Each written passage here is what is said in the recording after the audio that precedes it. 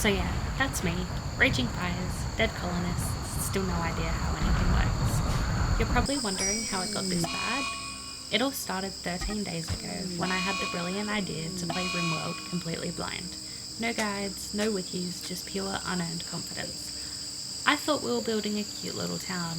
The game's storyteller AI had other plans. This is the story of my hopeful little colony's descent into utter chaos. We chose Crash Landed with Randy Random as our storyteller, because apparently we're a sucker for punishment. We picked the Guts seed because it sounded cool, and left everything else on standard.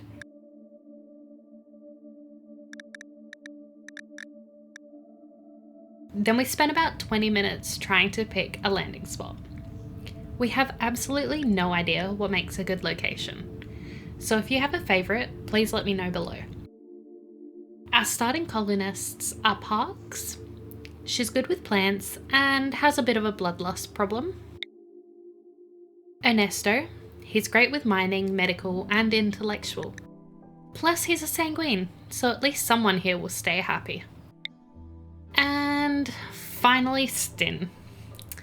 He's an excellent cook, good with plants and animals, and just a little bit of a psychopath. So great team overall. We land, take a look around, and start setting up the basics. Some orders, a small growing zone, and a storage area, which we later realise doesn't actually store anything, because we forgot to allow items. That mistake lives with us for a while. We queue up some taming and start building a nice little communal bedroom, which is probably the beginning of our downfall. Apparently people like having their own rooms. And roofs. Who knew? We add a bit of decor because clearly that's the priority. This becomes a pattern. And then Stin hits us with the first warning. Major break risk due to starvation. So we immediately panic and fail to figure out how to feed anyone. At this point, I still haven't realised I can directly control the colonists. Which in hindsight feels important. We do figure out that items should be stored indoors though. So we start building a storage room. Well, storage walls, because we also haven't discovered roofs yet. So it's not helping, but at least it looks like progress. We finally realise research exists, so we place down a research bench. Bit late, but we got there. While that's happening, we place down a stove and spend a few solid minutes trying to understand priorities, so someone will actually cook. Later that day, Stin completely loses it. He goes on a tantrum because we still haven't fed him. So now he's just beating up a helmet instead of helping. Honestly fair. We try to fix it by queuing more berry harvesting, which doesn't really help. Second sign we probably should have done the tutorial. Eventually Stin calms down. We place a few more orders and then immediately have part of our mining area collapse. No one gets hurt, which feels like a miracle at this point. Feeling bad for our animals, we give them sleeping spots. Still just on the floor, but now it's their floor. And then Ernesto decides we need a faction name and a settlement name, which feels slightly optimistic, considering how this is going. At this point, we have no food, no real shelter, and somehow it's about to get worse. We had two bloodthirsty rabid monkeys decide to pay us a visit, and they immediately jumped Ernesto. They beat him down, left him bleeding out, and then just casually moved on to attack two of our guinea pigs. One absolute hero of a guinea pig actually fought back and killed one of the monkeys, while Parks, being the skilled fighter she is, came out and took care of the other. No weapons, she did it with her fists.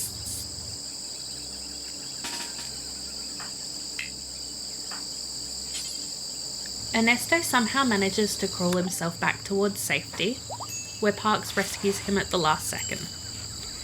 And then Stin shows up, not to help, but to clean up the bodies and cook dinner.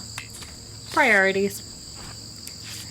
Ernesto's laying in bed, barely alive, and at this point I realise the tutorial probably would have told me I could get someone to treat him. Sorry, Ernesto. And right when we think we survived that, the game decides we haven't suffered enough and sends a raid from the Tobin Coalition. We panic, grab Stin, who for some reason we thought was our best fighter, and send him in. He starts getting destroyed, so we send in Parks.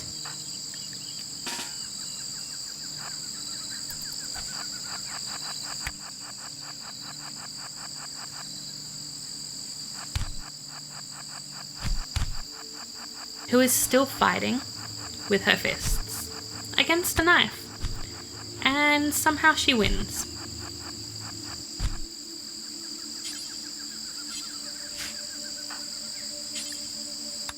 We finally figure out how to equip weapons.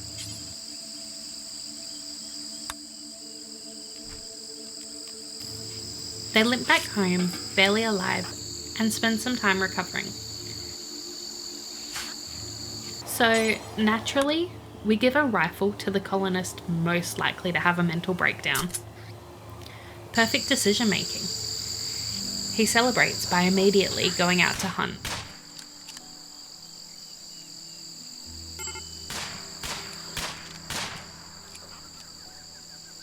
At this point, both Stin and Ernesto are on the verge of breaking. And then Stin snaps. Dazed, completely gone. His final straw? He wanted a nicer bedroom. And somehow that wasn't the worst of it. The game once again decides it's time to ruin our lives, and sends another raid. This time from the Barrow Nation. We send Parks in first. She gets dropped. So we send Ernesto, now with a gun, who somehow lands just enough shots to survive. He rescues Parks and Stin, who is now in a medical emergency from blood loss. And yes, apparently Ernesto is Stin's father. So now he's tending to his son and Parks while everything falls apart around him.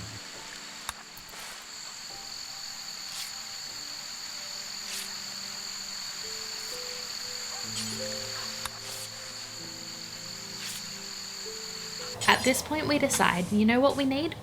A second bedroom. Great timing, because immediately after that a heatwave hits. And I thought, it's fine, I live in Australia, we get these all the time.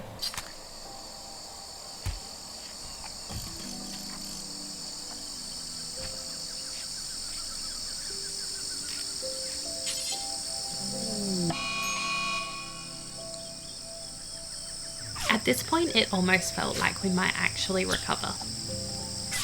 A mad rat shows up, attacks one of our guinea pigs, which again somehow wins.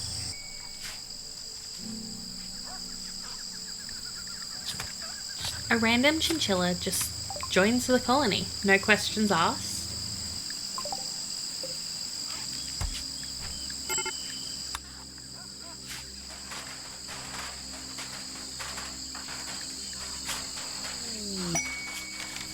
Ernesto and Parks become lovers, so we dedicate the new bedroom to them. You know, so their relationship can grow. Parks then immediately has a mental break. We add caravan hitching spots, because clearly that's the priority right now. At this point we haven't learned anything, have we? Parks collapses from heat stroke, and then a man in black named Eric appears, which honestly feels less like help and more like a warning. He rescues Parks while fires start breaking out around the map, barely missing our crops and animals. And then everything collapses. One by one, they all drop. Heat stroke, injuries, exhaustion. And just like that, the colony is gone. Parks and Ernesto never even got to sleep in their new bedroom. I'm starting to think maybe we were the problem. So naturally, we're doing it again.